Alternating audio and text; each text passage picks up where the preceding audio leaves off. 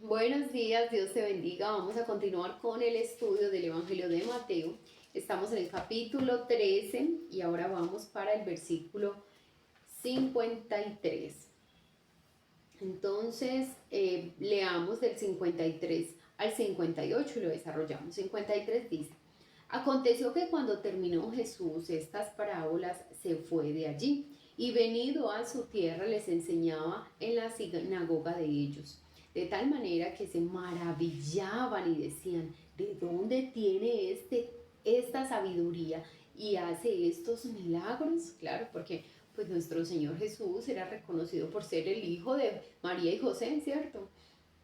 Vivió en Nazaret y pues simplemente era un carpintero, ayudaba a José en la carpintería, y ahora lo escuchan hablar de esta forma, con tanta sabiduría, hacer milagros. Entonces claro, ellos se maravillaban por todo eso. Y venido, versículo 55. ¿No es este el hijo del carpintero? ¿No se llama su madre María y sus hermanos Jacobo, José, Simón y Judas? Mira cómo es muy claro cómo el Señor a través de su palabra dejó registrado que María y José tuvieron otros hijos, y entre ellos estaban Jacobo, José, Simón y Judas. ¿No están todas sus hermanas con nosotros? ¿De dónde pues tiene todas estas cosas? Y se escandalizaban de él. Pero Jesús les dijo: no hay profeta sin honra, sino en su propia tierra y en su casa. Y no hizo allí muchos milagros a causa de la incredulidad de ellos. Si ves cómo el Señor tenía él es el sanador por excelencia, él es la fuente de la sanidad. Mira cómo es tremendo. Él es la fuente de la sanidad. Y sin embargo, el Señor dice su palabra que en este lugar no hizo muchos milagros a causa de la incredulidad. No era como que si alguien estaba enfermo, el Señor no venía a obligarlo a sanarlo. Si esa persona no quería ser sanada, pues el Señor no lo sanaba simplemente. Muchos aquí se privaron, fueron privados de una sanidad porque ellos voluntariamente rechazaron recibir esa sanidad. Entonces, cuando tú escuches que alguien dice: ay, es que fulano tiene el don de sanidad, si fuera don, como don, quiere decir que esa persona, donde vaya, tiene el poder de sanar a cualquiera. Pero no es así. Es solo sanado el que quiera ser sanado, y el que quiera ser sanado por la voluntad del Señor. El que quiera sanar el Señor. El Señor sana personas que no son creyentes. El Señor sana personas incluso ateos. Sí, el Señor sigue sanando a esas personas en su soberanía.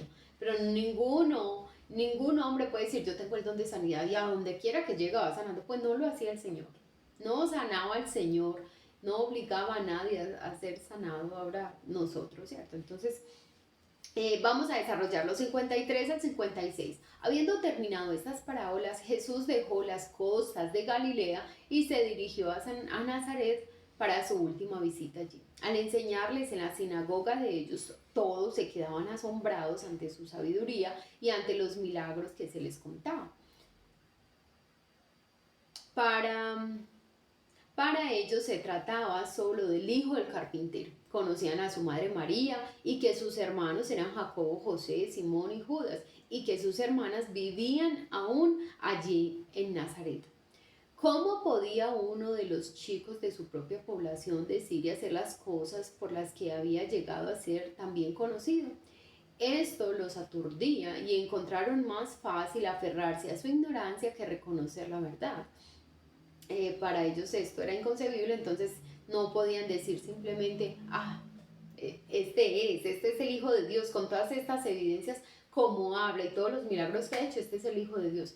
Prefirieron aferrarse a su ignorancia y decir: no, eso está muy raro, porque es que este era carpintero, este es hijo de José, de María, y conocemos toda la familia, los hermanos, a las hermanas, eso está muy raro. Versículos 57 y 58. Se escandalizaban de él. Esto llevó a Jesús a señalar que un profeta genuino es generalmente más bien apreciado fuera de su hogar. Yo no sé si a ti te ha pasado, pero a veces le hablamos a los de nuestra casa y son los que más se resisten, son los que menos creen. En alguna ocasión, una familiar, cuando se le habla del Señor, mi abuela creo que la invitó a la iglesia y dijo, ay, ¿tú a la iglesia? ¿Y quién era Chelsea? Los de mi casa, ¿cierto? Bueno, también muchos amigos que tenía en ese tiempo, pues también dijeron, ay, Chelsea, como se transformó, pues, pero no en un tono de admiración y alegría por el cambio que yo sufrí, sino como tan raro. Pues sí salió de todo eso. Otros sí se alegran, ¿cierto? Pero generalmente los de nuestra casa son los que menos creen. Ay, usted vea este pues el diablo haciendo hostias. Dicen muchas veces. Y no creen en el cambio que Dios, no ni siquiera en nuestro cambio, en el cambio que Dios ha producido en nosotros a través de su Espíritu Santo. Su propio distrito y sus propios parientes permitieron que la familiaridad engendrase menosprecio. Así es. La familiaridad a veces engendra menosprecio. La incredulidad fue un gran obstáculo para la obra del Salvador en Nazaret. Allí solo sanó a unos pocos enfermos. No se trataba de que no pudiese hacer las obras. El Señor podía sanar si Él quería. Si Él quería, sanaba. Aún el que no quisiera ser sano. La maldad del hombre no puede refrenar el poder de Dios. Pero habría estado dando bendición donde no había deseo de bendición. Entonces el Señor estaría bendiciendo una vida, una persona con sanidad, un regalo, es un don, es un don, es un regalo de Dios, la sanidad. Y si esa persona no quería, pues simplemente el Señor estaría dando bendición donde esa persona no quería recibir bendición, llenando necesidades donde no había conciencia de necesidad, de que tenían una necesidad, sanando a personas que se habrían resentido de que les dijesen que estaban enfermas. Muy tremendo, de verdad me parece muy tremendo que el Señor quiera hacer algo y nosotros nos resistamos a hacerlo porque no creemos que estamos enfermos. Es como yo creo que sí debemos tener fe y confianza de que el Señor nos quiere sanar. Claro que sí, tú y yo podemos decir, sí, tengo esta situación de salud, pero yo sé que mi Señor me puede sanar y yo estoy esperando en su sanidad. Mira, eso es muy diferente a que tú y yo tengamos un dolor y digamos, no tengo nada, no tengo nada, no. Si tú no tienes conciencia de que tienes una necesidad, pues simplemente no puedes ser satisfecha porque tú no quieres ser consciente de eso. El hecho de que tú y yo reconozcamos que tenemos un dolor no es un pecado ni falta de fe. Esta semana, estos días hablaba con alguien que yo amo mucho, realmente la quiero mucho, pero se obstina así, no estoy enferma, no, yo declaro en el nombre de Jesús que no me duele nada, no. Tienes que decir que estás enfermo para que se te pueda sanar. Si no hay esa conciencia, tienes que decir que tienes una necesidad para que se te pueda suplir. No usemos ese lenguaje. Mira, eso llega al extremo de la religiosidad. No me duele nada, no tengo nada, no tengo ninguna necesidad, no me duele un pelo. Sí nos duele, sí nos duele. Pablo estaba enfermo. Pablo le dijo a Timoteo, no tomes más agua a causa de tu problema estomacal, toma un poco de vino. Sí hay enfermos en la iglesia, sí. Sí hay necesidades económicas, sí hay problemas familiares. No, mi hijo está bien, mi hijo es todo un adorador. No, mi hijo tiene un problema, pero yo creo que mi Señor puede sacarlo de ahí. En este momento está en un momento de adicción, pero yo creo que mi Señor, es que esa es mi fe. Porque si no hay enfermedad, pues Dios que va a sanar. Si tú te la pasas diciendo no estoy enfermo, pues Dios que te va a sanar. No tengo ninguna necesidad, pues Dios qué necesidad va a suplir si todo lo tienes. De verdad, es un lenguaje muy absurdo, es un lenguaje y se sale de la realidad y llega hasta la mentira. Mira, quiero ponerte un ejemplo, yo creo que lo puse pero hace muchísimo tiempo. Yo estaba en un lugar esperando un autobús. Habían dos mujeres y una niña. Entonces, la niña le dijo a una de las mujeres, ay, es que en mi escuela me preguntaron que si mi mamá era casada. Y yo le dije a mi compañerita que ella no era casada. Y ahí mismo la mujer la reprende, ¿cómo que no? ¿Usted cómo dice que su mamá no es casada? Diga que sí, por fe, diga que sí, porque es por fe. Porque creemos que su mamá se va a casar y su papá va a acceder a casarse. Ay, no, a mí me dio vergüenza ajena. Pues obviamente yo no las conocía, yo no podía intervenir, no voy a ser imprudente ahí a meterme. Pero dime si eso no es una mentira. Yo no soy casada. Me preguntan, ¿usted es casada? Y yo voy a decir que sí por fe. Eso es mentira. ¿Usted está enferma? No. si estás enferma y voy a decir que no por fe. No, no, de verdad, de verdad. Eso es madurar espiritualmente. No porque yo diga, sí, estoy enfermo, quiere decir que entonces me voy a atar a la enfermedad y estoy declarando enfermedad sobre mí. Ese lenguaje, de verdad, hasta ridículo, ha entrado a la iglesia.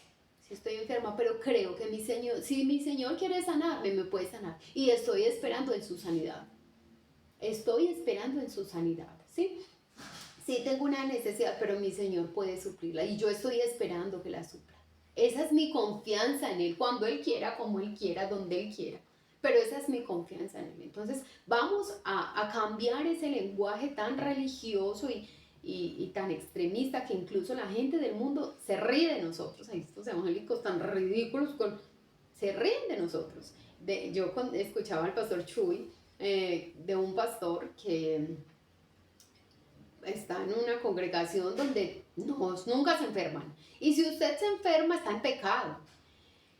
Bueno, resulta que una mujer de la congregación del pastor Chuy es médico. Entonces ella fue a ver un paciente ahí en el hospital. Y cuando le dice al hombre, si quieres yo oro por ti, pues ella es cristiana, ¿cierto? Obviamente, pues le da el diagnóstico, le suministra los medicamentos, todo, pero le dice, si quieres oro por ti, yo soy cristiana. Y le digo, bueno, yo también soy cristiana, yo soy pastor. Sí, ¿de qué iglesia? Le dice esta hermana, de tal iglesia. Entonces, en la iglesia de esta mujer y del pastor Chuy, la mujer fue a pedir oración. Yo quiero que pidamos que oremos por un pastor de una iglesia que está en el hospital y está enfermito. Y le dice el pastor Chuy, ay, ¿qué iglesia es? Pues él conoce muchos pastores. Le dijo, tal iglesia. Le dijo, ¿sabes cuál es el problema? Que en esa iglesia no creen que exista la enfermedad. Y si alguien está enfermo es porque le falta fe o está en pecado. Es un grave problema para este pastor y para su congregación. Entonces, ¿saben qué dijo a la iglesia? Que era que estaba en un retiro espiritual mientras está en el hospital.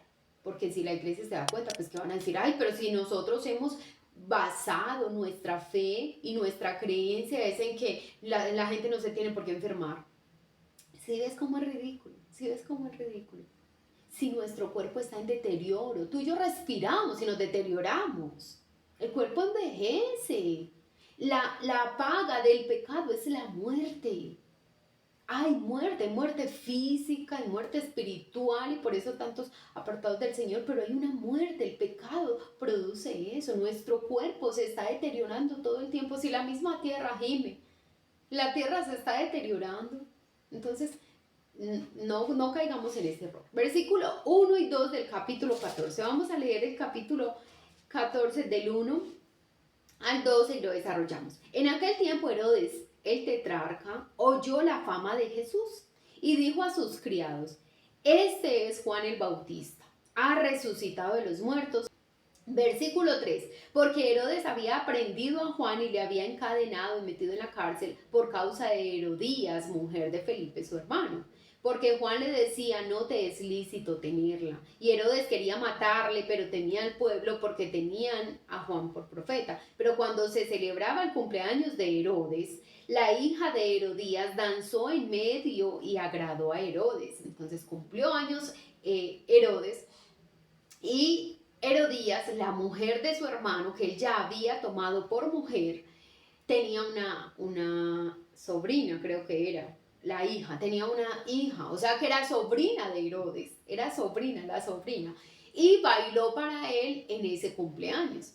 Entonces, yo creo que a Herodes sí le molestaba muchísimo que Juan le dijera, no es lícito que tengas a la mujer de tu hermano, pero él temía al pueblo de alguna forma porque todo el pueblo tenía a Juan el Bautista por un profeta. Entonces, si él hacía algo contra Juan, pues matarlo, porque igual se había hecho ya algo, lo tenía en la cárcel, lo tenía encadenado. Pero al extremo de matarlo, pues él decía, de pronto se me forma una revuelta, ¿cierto? La gente se me viene encima porque lo tienen por profeta. Pero esta Herodías, esta mujer era una mujer sin escrúpulos. Yo creo que era como una Jezabel. Era una mujer sin escrúpulos y cuando ella, yo creo que la hija de ella fue incitada por ella para bailar para Herodes. Entonces la chica esta baila para Herodes en el cumpleaños y Herodes se emociona tanto. Yo digo que le estaba gustando la sobrinita. Por lo cual, después del super baile que esta muchachita le hace, Herodes le dice, le prometió con juramento darle todo lo que pidiese. Todo lo que tú me pidas, yo te lo voy a dar. Después de ese baile, todo lo que tú quieras, te lo doy. Ella, instruida primero por su madre, dijo, dame aquí, en un plato, la cabeza de Juan el Bautista. Entonces el rey se entristeció, pero a causa del juramento y de los que estaban con él a la mesa, mandó que se la diesen y ordenó decapitar a Juan en la cárcel. Y fue traída su cabeza en un plato y dada a la muchacha, y ella la presentó a su madre. Ay, Dios mío, cuánta maldad, ay, cuánta maldad, Señor. Entonces llegaron sus discípulos y tomaron el cuerpo y lo enterraron, y fueron y dieron las nuevas a Jesús. Le contaron al Señor Jesús que había sido decapitado Juan. Versículo 1 y 2, vamos a desarrollarlo. Las noticias del ministerio de Juan llegaron hasta Herodes el tetrarca, este infame hijo de Herodes el Grande. El padre de este Herodes el tetrarca era Herodes el Grande, era también conocido como Herodes Antipas. Él fue quien ordenó la decapitación de Juan el Bautista. Cuando oyó acerca de los milagros de Cristo, su conciencia comenzó a agitarle. El recuerdo del profeta, quien había hecho decapitar, le acosaba constantemente. Mira, bueno, yo no sé, yo creo que es un misterio, pero yo creo que hay momentos cuando una persona no conoce al Señor incluso. Dice la Biblia que el Señor nos ha dado una conciencia, a todos, impíos y creyentes, a todos Dios nos ha dado una conciencia. Entonces la gente, mira, por ejemplo, a este Herodes, la gente hace algo en contra del Señor, de su palabra, comete un pecado y ahí está la conciencia.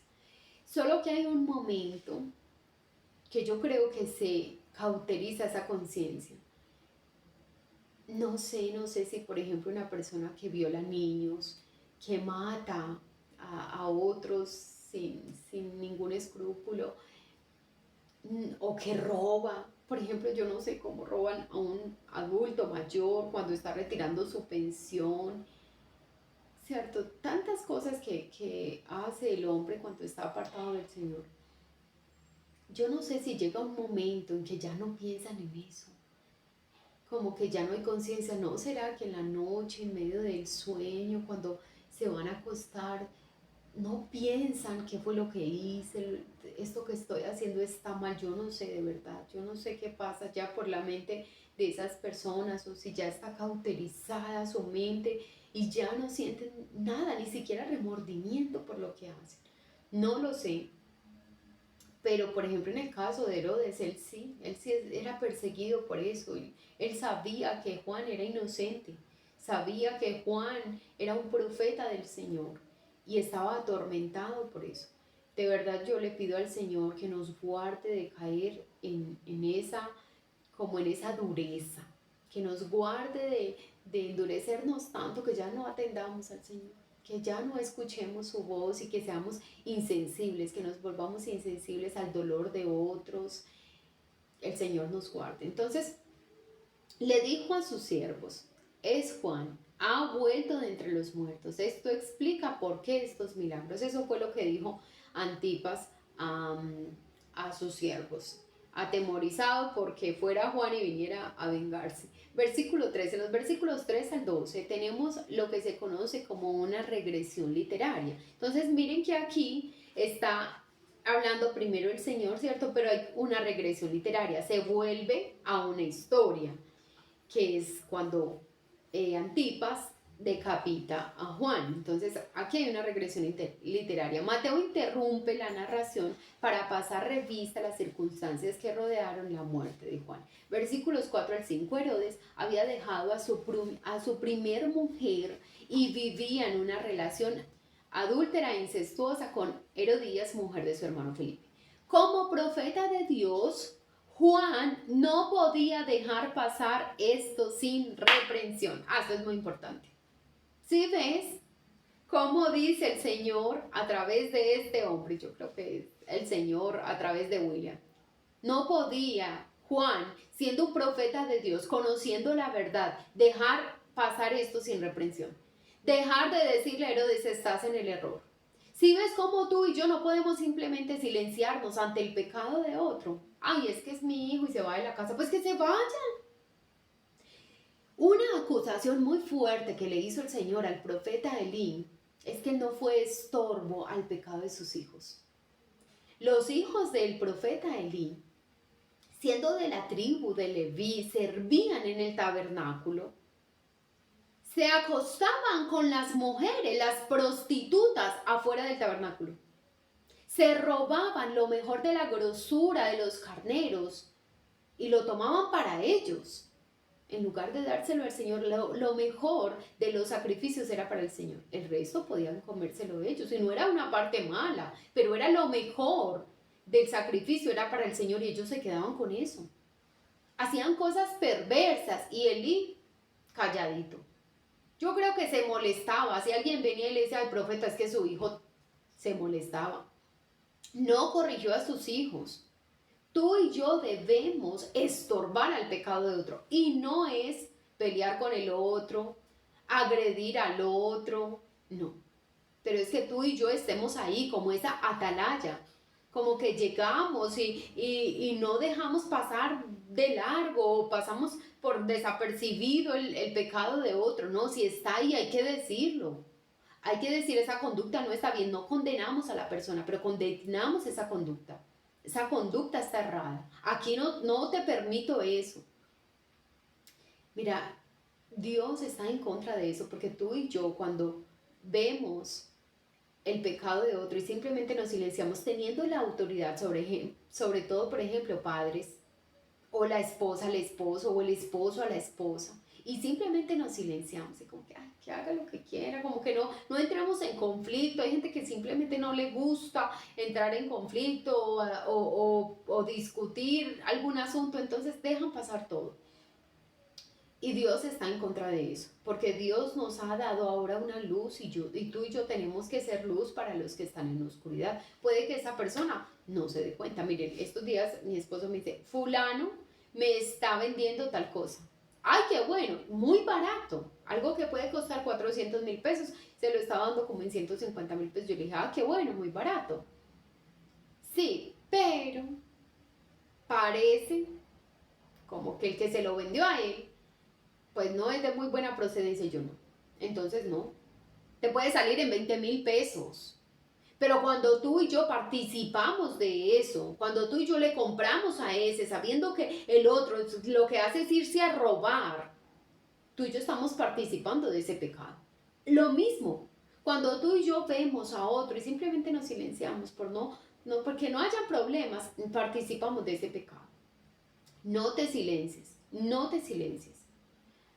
Ay, es que si no me vuelve a hablar, ay, es que, pues piensa. Yo quiero que pongas en una balanza. El Señor un día te va a pedir cuentas. Tú sabías este asunto de este fulano, de esta fulana, y tú simplemente te silenciaste. Y el Señor nos va a pedir cuentas. Indignado y sin temor, señaló con el dedo a Herodes y lo denunció por su inmoralidad. Eso hizo Juan, que hombre tan firme en su fe. Él sabía, miren, Herodes tenía el poder, vamos a ponerlo entre comillas, el poder para quitarle la vida, y de hecho se la quitó. Pero un poder cedido, un poder cedido. Dios es quien da la autoridad. Cuando el Señor estaba delante de Pilato le dijo, tú sabes que yo te puedo dar muerte o liberarte. Y le dijo, pero usted no tiene ningún poder que no le sea dado por mi Padre. Usted no puede hacer nada, usted es un mensajero. Eso fue Juan el Bautista, Herodes, perdón. Sí, mató, decapitó a Juan, pero fue un poder otorgado, ¿sí? Una libertad o un acto que le fue permitido. Y puede que para nosotros sea muy, muy terrible. Ay, pero decapitado. Pero quien pierda su vida por causa de Cristo la hallará, ¿sí? Entonces, lo mejor que le puede pasar a un cristiano es morir. Eso es lo mejor que nos puede pasar a un verdadero cristiano. Es lo mejor que nos puede pasar. Entonces Juan, sí, fue decapitado, pero Juan estaba disfrutando con el Señor. ¿Dónde está Herodes? ¿Dónde está Herodías? ¿Dónde está la sobrinita? Entonces, sin ningún temor e indignado por el pecado del rey de Israel, de la figura de autoridad de Israel, señala su pecado, señala su inmoralidad. Dice, eso está mal, no te es lícito hacer eso. El rey se enfureció hasta el punto de querer matar a Juan, pero no convenía políticamente. El pueblo aclamaba a Juan como un profeta y habrían reaccionado, quizás aún con violencia. Ante la ejecución de Juan, el pueblo habría armado una revuelta, ¿cierto?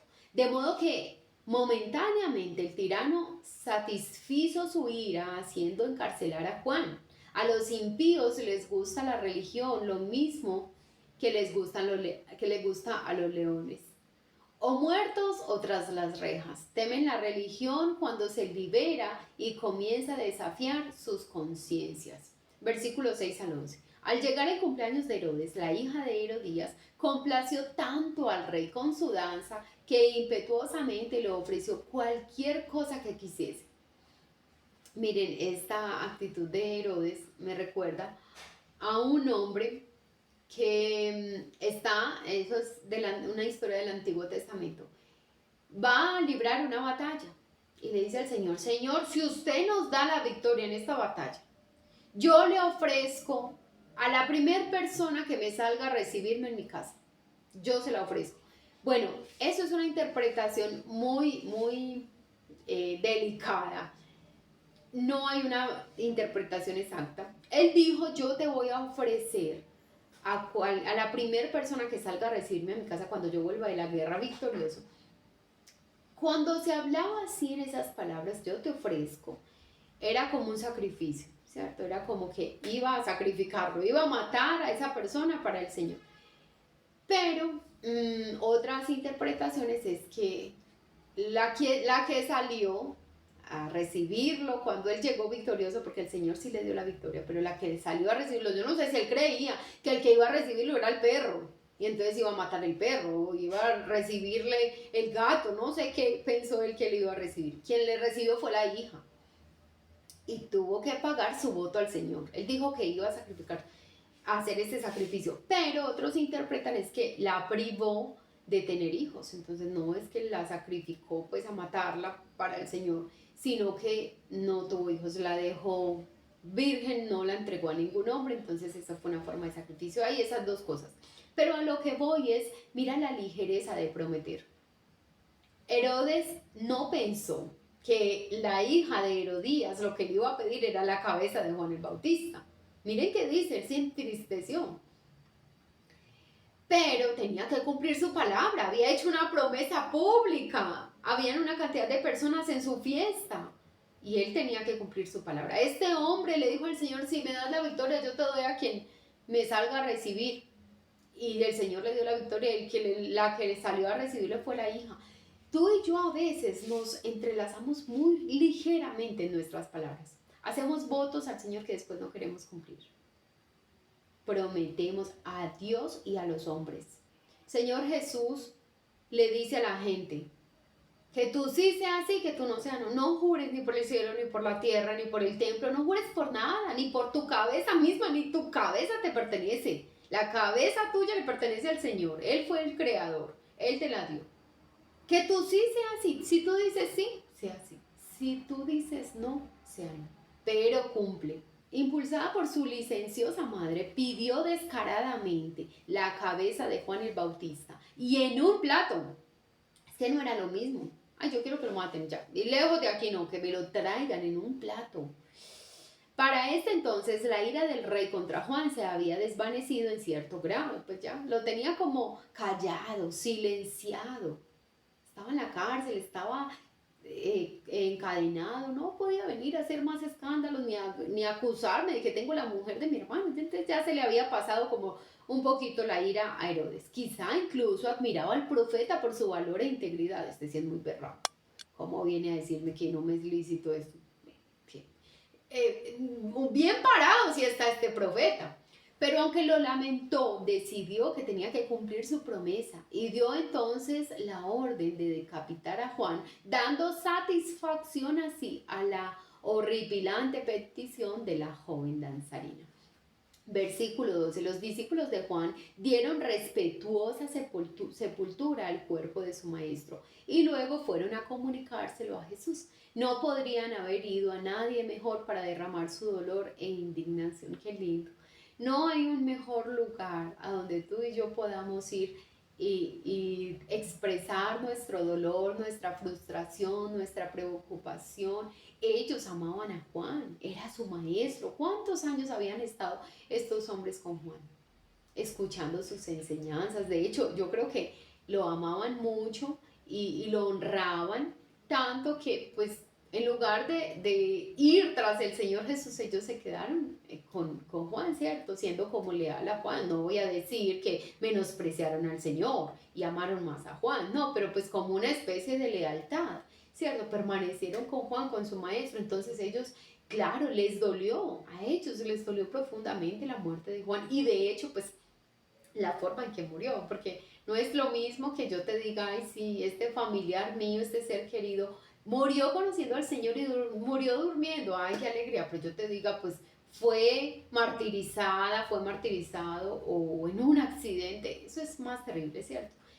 Pero les dolía y fueron a la fuente de la consolación. Recuerda lo que dice Pablo a los colosenses, que Él es el consolador.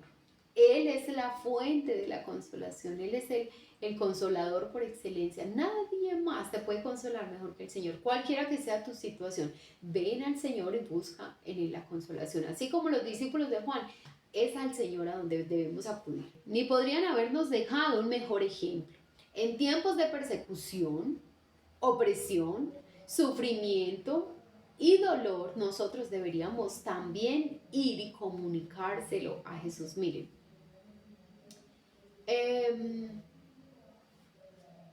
yo estoy de acuerdo, y yo se los he dicho, en orar por alguien que tiene una necesidad. Sí. Visitar enfermos, visitar a una persona que esté enferma, visitar a una persona por una situación específica, muy específica. Yo estoy de acuerdo con eso. Pero a mí no me interesa que ninguno de ustedes se vuelva dependiente de mí o de mi oración. A mí me interesa que cada uno de ustedes aprenda a depender del Señor. Porque yo no tengo poder absoluto, yo no tengo poder de nada para cambiar tu situación. Si tú tienes una necesidad económica y yo puedo ayudarte económicamente, yo puedo hacerlo. Y lo más que podré hacer por ti es darte un consejo, es orar por ti, claro que sí. Cuenta con mis oraciones si tú tienes una situación difícil, cuenta con mis oraciones. Pero a mí no me interesa que ninguno de ustedes tenga un problema. Chelsea, y acuda a Chelsea todo el tiempo. Es que Chelsea no tiene ningún poder para transformar tu situación. Estos días me decía mi mamá, ¿sabes qué, mami? Yo aprendí algo. Ya tuvo unas situaciones y era yo creo que también que era la doctrina, porque hay congregaciones donde te enseñan a depender de tu pastor. No mueva un dedo sin su pastor, no tome decisiones sin su pastor, no haga nada sin la autorización de su pastor o su líder. No. Tú y yo tenemos un pastor, el pastor de pastores, y es nuestro Señor, y Él puso autoridades, claro que sí. Y tú y yo podemos consultarles, tú y yo podemos contar con ellos en alguna ocasión específica, pero tú y yo no podemos depender de nadie, sino de nuestro Señor. De Él quiero que aprendas a depender. Entonces, si alguien viene con una situación, yo antes debería preguntarle, pero tú ya fuiste al Señor, tú ya oraste al Señor, tú ya le pediste al Señor, porque Él es la fuente. Mira, yo creo que aquí pocas personas, muy pocas, pueden decir, Chelsea vino a mí a pedirme un consejo, a decirme algo, y nadie en el mundo, antes de ir al Señor. No, mis asuntos primero los conoce el Señor. Y es tan maravilloso que cuando yo se los presento a mi Señor, ya, pierden relevancia. Muchos de ellos, muchos, pierden relevancia. Ni mi mamá es la mejor amiga que yo tengo en la vida. Mi mamá es la persona que más sabe cosas de mí, cosas que nadie, solo mi Señor sabe. Pero hay cosas que yo vengo a contarle a mi mamá, pero yo he hablado con mi Señor. Y hay cosas que ni siquiera le cuento porque ya estuve primero en la presencia del Señor. Y Él me dio la sabiduría para actuar en medio de esa situación. Él me dio la paz que necesitaba en medio de esa situación. Me dio la claridad. ¿Sí ves? Yo no quiero que dependas ni de mí ni de nadie. Esa persona se muere y entonces se te acabó el recurso. Esa persona se va y se te acabó el recurso. Tú tienes que aprender a depender del Señor. Y si tengo una situación, voy y es de rodillas a la presencia del Señor. A Él es a quien acudo. Porque Él es la fuente. Él tiene, escúchame bien, Él tiene la solución en las manos. No te voy a decir que te la va a dar Él mismo. Puede tomar tiempo. Pero su tiempo y su voluntad es buena, es agradable y es perfecta para ti. Entonces depende del Señor. Estos hombres muy tristes, sí, debemos aprender a imitarlos. Ellos fueron a Jesús, no fueron a otros líderes religiosos, no fueron al pueblo, venga, hagamos una revuelta, vea, contra Herodes, ¿cómo le ocurre haber matado a nuestro maestro? Fueron al Señor. Tú y yo debemos ir al Señor. Ve al Señor, yo te invito. No, porque de verdad te lo digo. Y quiero que lo pienses. Si tú 2, 3, 4 veces a la semana estás acudiendo a alguien a contarle tu problema, estás dependiendo del Señor o de esa persona. 2, 3 veces al día, venga, ore por mí, oremos. Estás dependiendo del Señor o de esa persona. Ten mucho cuidado con confundir o tú alguien está acudiendo a ti más de las veces como que necesarias o estás volviendo a esa persona dependiente de ti. Ten mucho cuidado. Tú y yo no somos Dios, ni tenemos la solución para el problema de la gente. Es Dios. Entonces ten mucho cuidado con eso. En cuanto a Herodes, su crimen quedó consumado, pero el recuerdo persistía. Cuando oyó sobre las actividades de Jesús, todo aquel episodio revivió obsesionándolo. Qué tremendo, claro. Ahí está la conciencia, ¿cierto? Ahí está la conciencia que el Señor nos ha dado. Bueno, vamos a dejarlo hasta aquí. Muchas gracias por estar acá. Dios te bendiga y mañana nos vemos con la ayuda del Señor.